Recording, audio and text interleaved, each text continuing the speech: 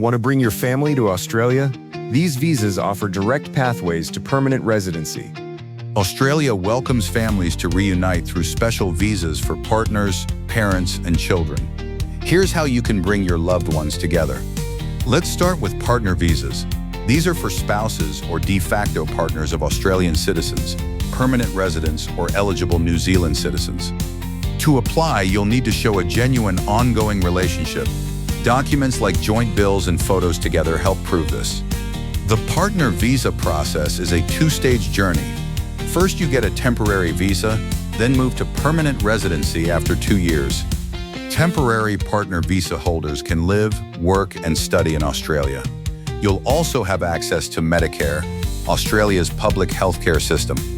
The main partner visa types are subclasses 820-800 firsts for onshore applicants and 309-100s for those applying from overseas. Parent visas let your parents join you in Australia. They're open to parents of Australian citizens or permanent residents. There are two main options: the contributory parent visa with faster processing and the standard parent visa with longer wait times. All parent visas require sponsorship and meeting health and character checks. Many let parents gain permanent residency too. Child visas allow dependent children of Australian citizens, permanent residents, or eligible NZ citizens to join their family in Australia. Child visa subclasses 101 and 802 are most common. Applicants must be dependent, under 18, or studying full-time.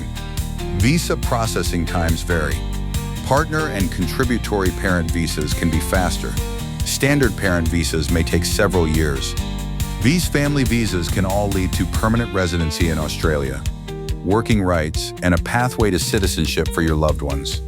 Imagine your family, together at last, down under.